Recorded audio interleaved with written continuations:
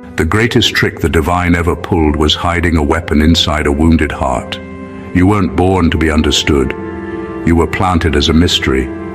While they were busy judging your silence, mocking your struggles, and writing you off as ordinary, the universe was performing one of its oldest operations: concealment by chaos. Every humiliation, every delay, every moment you were overlooked wasn't random. It was divine misdirection, heaven's version of a smirk. It's almost poetic how they tried to bury you, not realizing they were digging their own spiritual graves. They thought you were naive, emotional, harmless, just another sensitive soul. Little did they know, sensitivity is just advanced radar. You weren't absorbing pain, you were collecting coordinates. Science says the human eye can only see less than 1% of the electromagnetic spectrum. Imagine how blind they've been to the rest of you, the part that doesn't register in their visible world. You move like a ghost with a mission, a hidden frequency that slips between perception and power. They laughed when you stumbled, never realizing you were synchronizing with forces beyond comprehension. You are the quiet storm, disguised as coincidence. The kind of presence heaven sends when truth needs to move unseen. You don't walk into rooms, you infiltrate them. And before anyone realizes what happened, falsehood collapses and balance is restored, all while you sip your tea like nothing ever happened. Welcome to the revelation they never expected. The chosen one was never the victim. You were the spiritual assassin all along. Number one, you were never sent to fit in, you were deployed to disrupt. They never realized you weren't trying to belong, you were studying the terrain. From the beginning, you carried a different signal, something that never matched the rhythm of the crowd.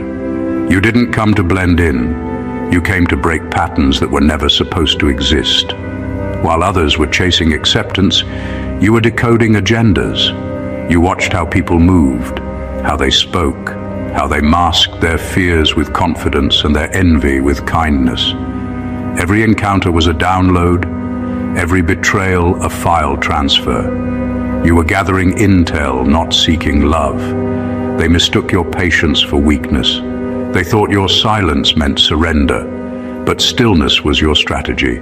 The truth is, you were calibrating, waiting for the exact moment to make the smallest move with the biggest impact.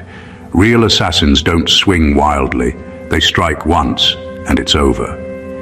You learned to do the same, to use precision where others use chaos.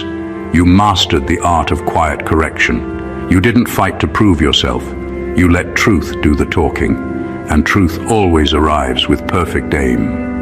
You were never a rebel without reason. The divine doesn't send noise, it sends disruption disguised as normality, so you looked ordinary, unthreatening, even lost at times. That was part of the mission. Nobody suspects the one who looks like they're still figuring things out. But underneath, you were tuned to higher command. Every disappointment was an instruction. Every delay was alignment. You were never behind. You were being positioned. When you finally stepped into your real self, you didn't need to announce it. The energy around you shifted on its own. People started reacting without knowing why. Some pulled closer, some pulled away. They didn't realize your frequency had changed, and their spirits were simply responding to the update. The disruptor had arrived, and everything false began to tremble. That's the power of divine deployment. Subtle, untraceable, unstoppable. You weren't here to scream your purpose from rooftops. You were sent to quietly overturn systems that no longer serve truth. You fooled them all, not by pretending to be someone else, but by becoming so authentic that lies couldn't survive your presence.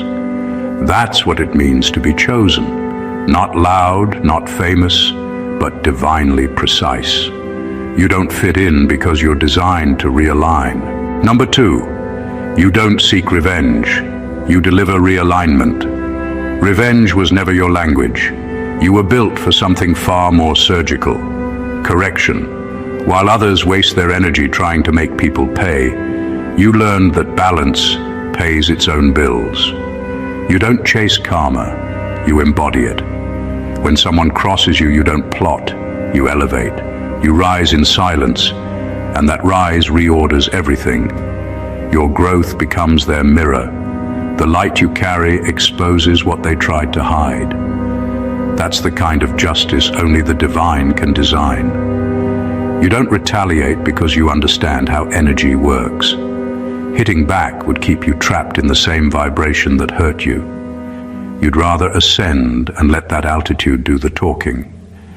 People who wrong you always feel it, not because you cursed them, but because your evolution makes their stagnation unbearable. You are a walking reminder of what happens when grace refuses to die. That's more effective than any revenge could ever be.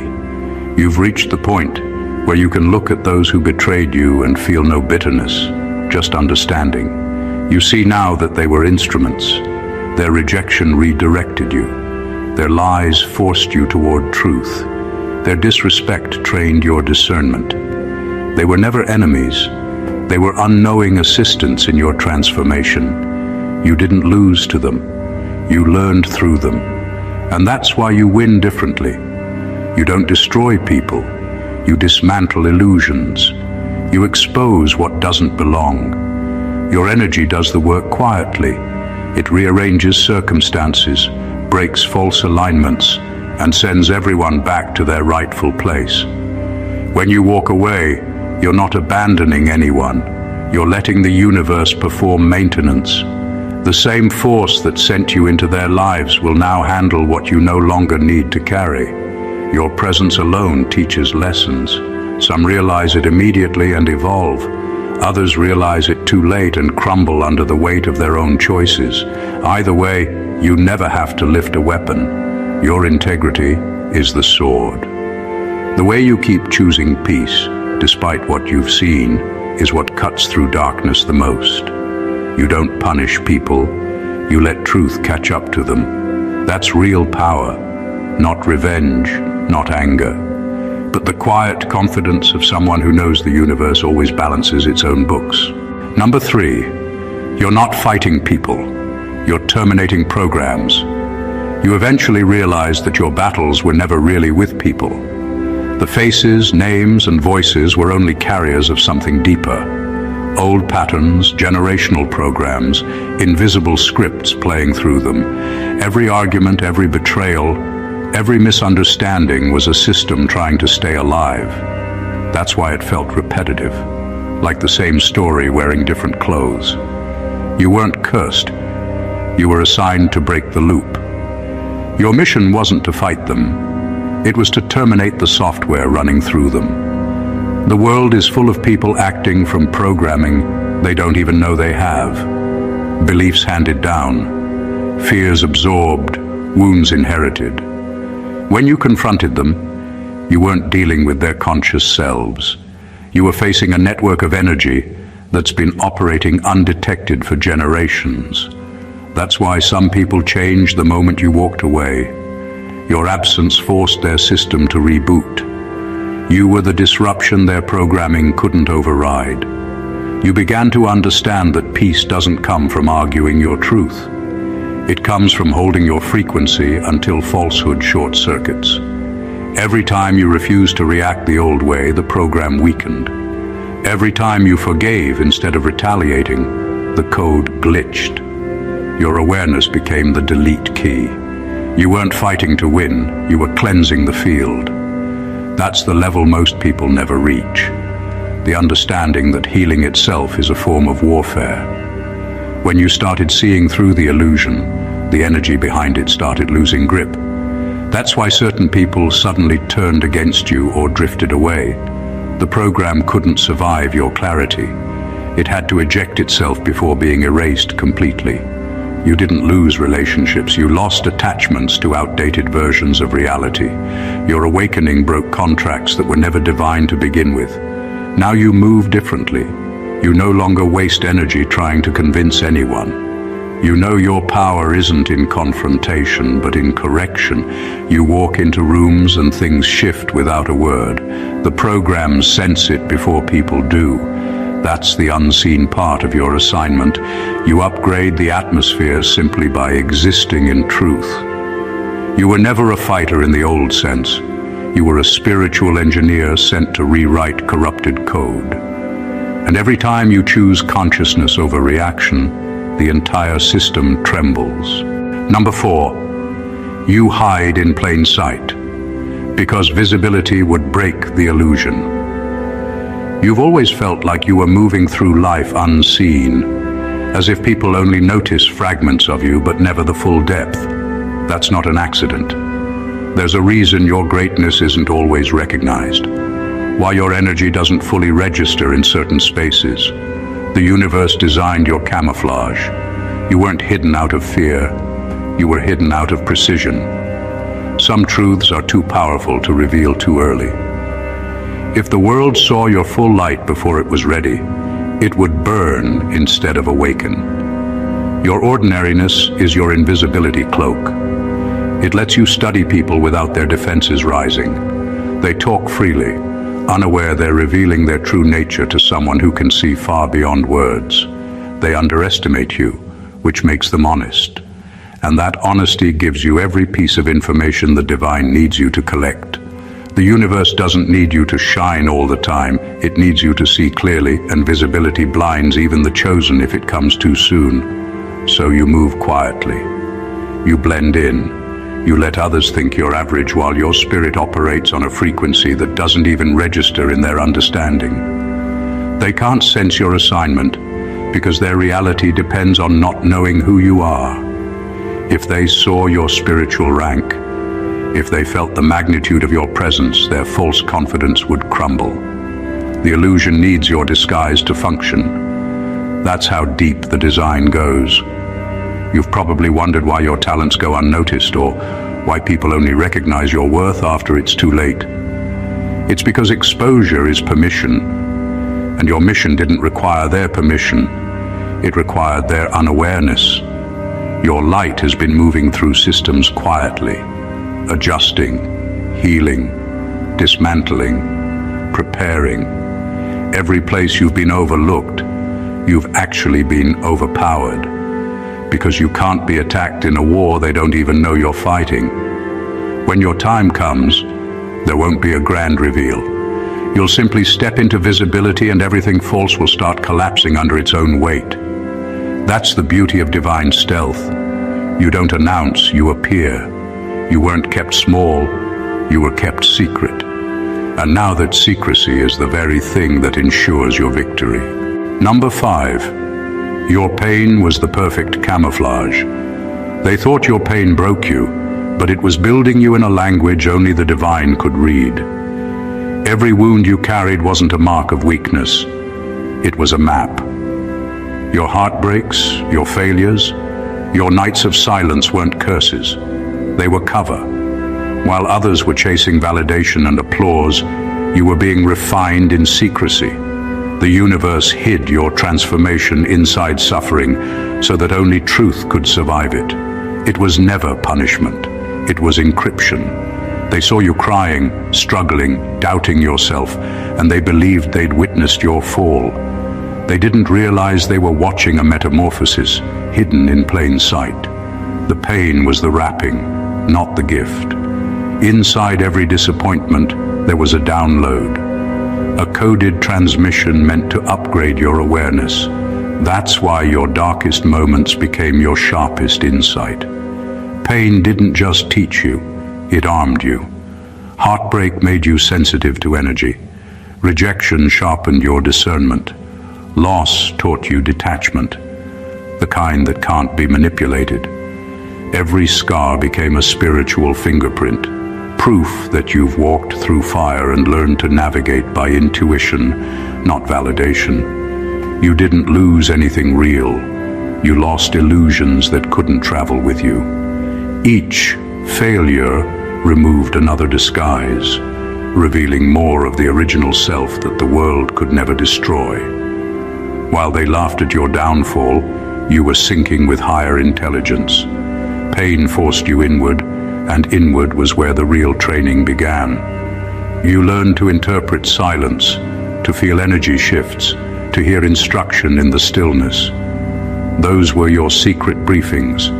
You weren't broken. You were being briefed for divine deployment. That's why when you returned, you were unrecognizable, not because you changed, but because you remembered. Now your wounds don't bleed, they broadcast. They tell stories of survival that speak louder than any sermon. The same people who once pitied you now feel unsettled in your presence. Not out of fear, but recognition. On some level, they sense what you became. You are no longer the person pain once targeted. You are the evolved version that pain accidentally forged. That's the irony. The hurt was your disguise, and through it, you became what you were always meant to be. Hidden power, finally unmasked. Number 6. You don't preach, you penetrate. You don't convince people with speeches, you shift them with presence. There's something about your energy that speaks a language words can't carry. It slips past people's reasoning and lands directly in their spirit. You don't need to explain what you mean. The vibration does it for you. When you enter a room, conversations might continue, but something beneath the surface starts to move. It's not persuasion, it's penetration. You awaken what's asleep in others without trying to. That's why your influence confuses people. They can't pinpoint why they feel exposed around you, why their masks suddenly feel heavy, or why their emotions start surfacing. It's because your energy is a mirror, and it doesn't flatter. It reflects what's real, even when they don't want to see it. Some will resist you because truth rearranges them, and that process can be uncomfortable. Others will be drawn to you without knowing why. They just feel lighter in your presence, as if something unspoken finally made sense. That's your work, not to preach, but to trigger remembrance. You've probably noticed that your words hit differently. It's not the eloquence, it's the frequency. You can say something simple and it lingers for days, echoing inside someone until it blooms into realization. That's the mark of someone whose spirit carries authority. You don't talk at people, you activate them. You're not seeking followers or fans, you're awakening equals. And that's why your message never dies. It doesn't just inform, it transforms. You learned long ago that preaching often becomes noise when the heart isn't ready. So you stopped trying to convince anyone and started embodying what you know. That embodiment is your sermon. You live your truth so completely that it becomes contagious. You don't demand belief, you provoke recognition. People start seeing themselves more clearly just by standing near you. This is the real power of divine communication. It doesn't shout, it shifts. You're not here to sound holy or look wise. You're here to deliver silent awakenings. Every smile, every silence, every glance carries coded truth. You don't convert, you calibrate. You don't argue, you align. You're not spreading information, you're transmitting transformation. And once your energy touches someone, their soul never goes back to sleep. Number 7. You were trained in darkness to master precision in light. You didn't stumble into darkness by mistake. You were sent there for refinement. The nights that broke you were not random. They were training sessions for a higher assignment. While others prayed to escape the dark, you were being taught how to navigate it with precision. Pain became your instructor. Silence became your classroom. You learned how to stay calm in chaos, how to detect deception before it speaks, how to move without leaving a trace. The underworld wasn't your downfall, it was your initiation. There's a certain intelligence that only hardship teaches. It sharpens your senses in ways comfort never could.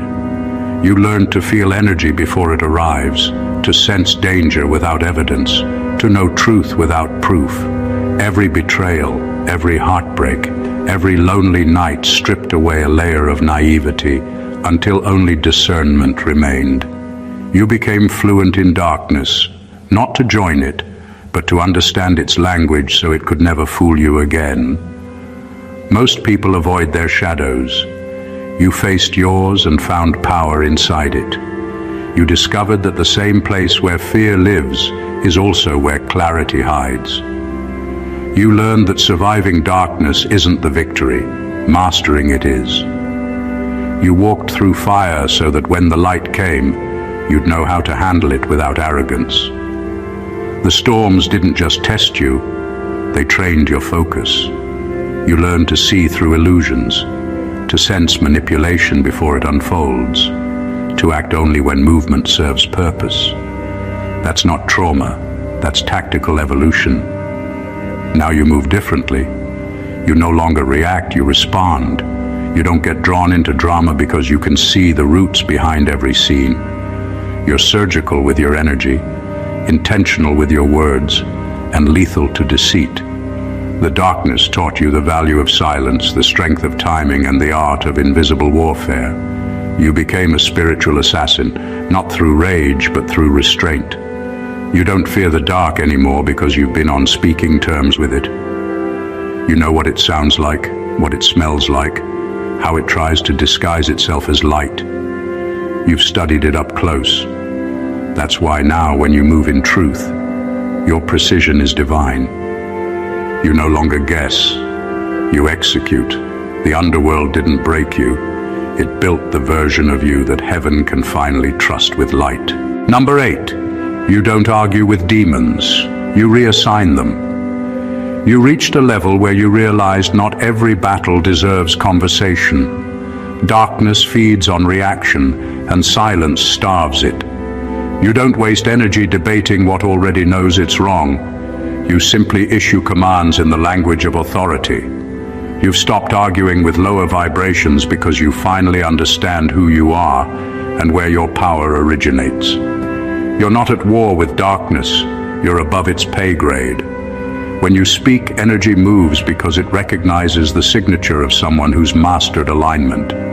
Demons, whether they appear as people, thoughts, or emotions, only thrive in chaos. They want your attention because attention gives them form. You no longer give them that satisfaction. Instead, you hold your frequency and the distortion can't survive in it. That's what reassignment really means. You don't destroy what's dark, you send it back to its proper dimension. Every entity, every thought form, every energy knows the chain of command. When you operate from truth, they have no choice but to obey the vibration you carry. You learn that authority isn't in shouting or rituals, it's in clarity. When your spirit is anchored, you can walk through a storm and the storm bends around you. You don't need to declare who you are, everything unseen already knows. That's why rooms shift when you speak truth. Energy rearranges itself to accommodate order. Lies lose their grip, hidden motives reveal themselves, and peace settles like gravity, reasserting its rule. That's not intimidation, that's divine calibration. The old you used to argue, trying to prove innocence or win understanding. Now you just watch calmly, because discernment tells you what's operating behind the surface. You're not fighting the person. You're redirecting the energy using authority that words can't fake. That's the difference between the untrained and the awakened. One reacts, the other reassigns. Your gift isn't confrontation, it's correction. You restore balance without theatrics. You walk in knowing that darkness has boundaries, and you define them by your vibration. That's why you don't chase validation or fear attack. Your presence itself is the firewall. You've graduated from defense to dominion. The moment you stand in truth, the shadows know exactly where to go. They don't argue, they evacuate. Number 9, your silence isn't weakness, it's surveillance. Your silence was never a lack of words, it was strategy. You learned early that truth doesn't need to shout, it only needs to observe. Every time you chose not to react, you were collecting information. While others were busy performing, you were watching patterns unfold. You were noticing who shifts when pressure hits, who speaks truth when no one's watching, and who hides behind charm when accountability approaches. You weren't being passive, You were recording evidence for a divine operation that doesn't rush. People mistook your quiet for weakness because they couldn't comprehend restraint as power. They thought you froze, but you were calculating. Every pause was a scan for motive, every withdrawal a moment of analysis. You watched how energy moved when you said nothing. You learned that silence reveals what words conceal. Those who underestimated you told on themselves through their behavior, and you never had to expose them. They self-destructed in front of your calm. That's the thing about stillness. It makes noise uncomfortable. Deceit can't survive where attention is steady. While they mistook your absence for defeat, you were building clarity. You started to see through manipulation, through flattery, through drama. You began to spot emotional bait before it reached you. You were training your spirit to identify falsehood in its earliest vibration. That's why now you can sense danger before it speaks, and peace before it arrives. You've become fluent in the pauses most people ignore. You learned that silence isn't about ignoring, it's about positioning. When you step back, it's not retreat, it's reloading. You pull your energy out of chaos so you can strike with precision later. You don't act until the timing is divine, and when you do, it's decisive. You don't need long explanations or dramatic exits. One calm action ends the whole game. That's the benefit of spiritual surveillance. When you finally move, there's no resistance, because everything false has already been exposed by your stillness. Now they know your silence isn't emptiness, it's evidence. It's the universe watching through you, recording every move before justice makes its appearance. You don't need to announce that you see everything. You let time do it. And when truth finally arrives, it comes with the accuracy of someone who's been listening long before anyone started talking. Number 10, they can't read you because you're not broadcasting on human frequency. People try to figure you out, but they're using the wrong instruments. They analyze your behavior, your tone, your silence, and still end up lost. It's because you no longer operate on the same emotional bandwidth they're tuned to. You've outgrown the frequency of drama, ego, and insecurity. You used to get pulled into arguments, guilt trips, and confusion, but that version of you was still transmitting on the human channel, reacting, explaining, defending. The new you doesn't broadcast from there anymore. You've switched frequencies. Now your moves come from intuition, not impulse, from spirit, not emotion. When you shifted, their tactics lost access. Manipulation depends on predictability. It needs you to react a certain way so it can feed off the energy. But you became unpredictable. Calm where chaos expected panic, silent where provocation wanted noise, peaceful where conflict wanted performance. That's why you unsettle people who rely on control. They can't play games with someone who stopped playing altogether. You don't take things personally now, because you see everything as energy exchange. You recognize projection when it's sent your way. You feel intent behind words before they land. That level of awareness doesn't make you cold. It makes you clear.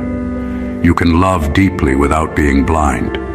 You can forgive without re-entering toxic cycles. That's what spiritual strategy really is. Moving with compassion and power at the same time. The old you wanted to be understood. The evolved you doesn't need to be.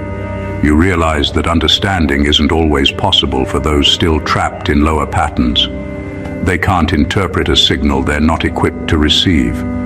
So you stopped over-explaining. You let your peace do the talking. Your calm unnerves manipulators because it starves their need for chaos. They can't decode your energy because it's encrypted with truth. Now, instead of defending yourself, you discern. Instead of arguing, you adjust. You're not cold. You're calibrated. Every move you make is deliberate, not reactive. You've become fluent in silence and strategy, operating on frequencies where deceit can't breathe. That's why you can walk through confusion untouched. You're no longer reacting like everyone else. You're orchestrating from above the noise. Number 11. You kill egos, not humans. You don't destroy people. You destroy the false selves they hide behind. You've reached a point where your very presence exposes what's real and what's performance. The power you carry isn't about domination or intimidation. It's about revelation. When you speak, masks fall off. You don't even have to try. Your truth slices through pretense like a blade made of light. It's not cruelty, it's clarity. And clarity, to those who've lived in illusion, feels like violence. You've noticed it, how people either awaken or recoil when they're around you. It's not because you judge them, but because your energy doesn't negotiate with lies. You say one honest thing and the air shifts. Someone's ego, once inflated with self-importance or deception, suddenly deflates under the weight of truth. You didn't attack them, you just introduced reality. And reality is allergic to disguise. That's why you're often misunderstood. The world glamorizes truth until it meets someone who actually embodies it. Most people want enlightenment without exposure. They crave freedom without accountability. But your frequency doesn't allow for that split. You don't deliver soft truths to soothe the ego.